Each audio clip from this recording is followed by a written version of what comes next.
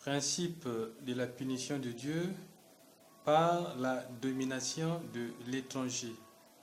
Principe de la punition de Dieu par la domination de l'étranger. Ce principe biblique est écrit dans le livre de Deutéronome, chapitre 28, verset 43 au verset 44. Nous lisons ce qui est écrit dans la Bible en ce qui concerne ce principe. L'étranger qui sera au milieu de toi s'élèvera toujours plus haut au-dessus de toi, et toi tu descendras toujours plus bas.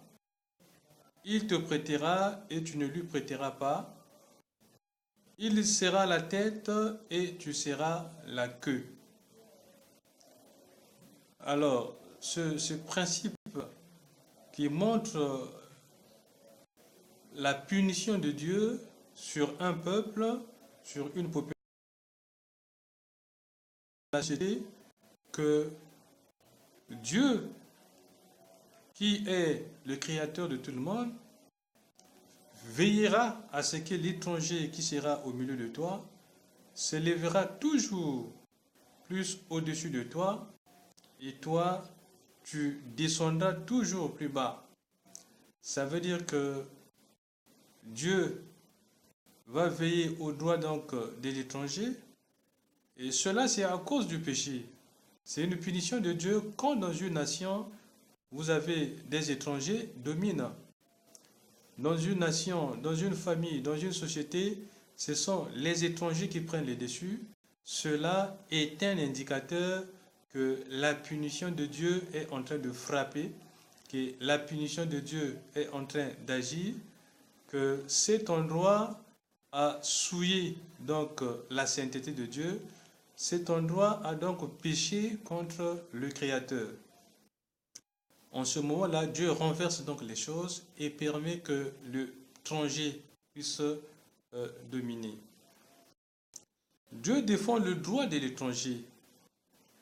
Deutéronome chapitre 24, verset 17, alinéa A, nous lisons ce que dit la Bible.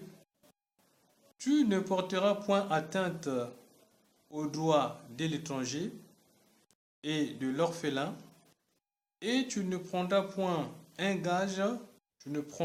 gage le vêtement de la veuve.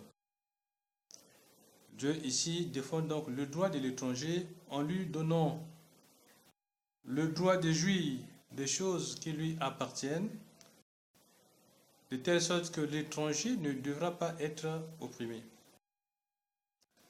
Quand un peuple, une nation, une famille, une société, ou bien même une personne pêche contre Dieu en l'abandonnant, en violant sa parole, en désobéissant, en faisant ce que Dieu a proscrit, ce que Dieu a interdit, en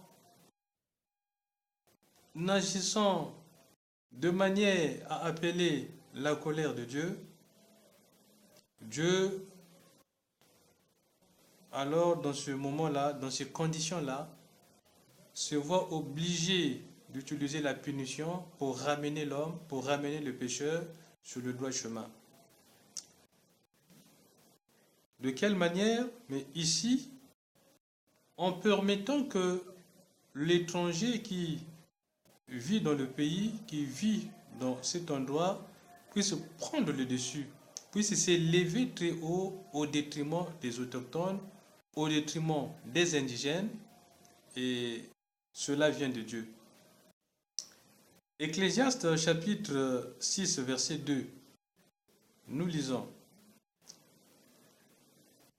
Il y a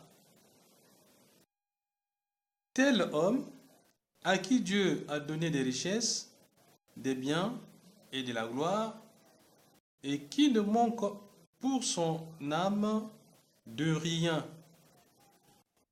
de ce qu'il désire, mais que Dieu ne laisse pas mettre d'en jouir, car c'est un étranger qui en jouira.